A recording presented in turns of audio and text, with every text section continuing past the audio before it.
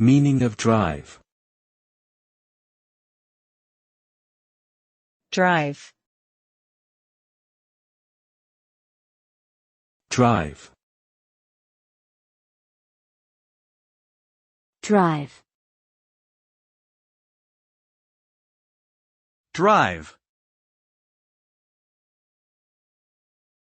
The word drive refers to the act of propelling or moving something forward. It can be used in various contexts, such as driving a car, driving a nail, or driving a business. The result of driving is that the object being driven moves from one place to another or changes its state. For example, driving a car can result in reaching a destination, driving a nail can result in attaching two pieces of material together, and driving a business can result in achieving a specific goal or objective.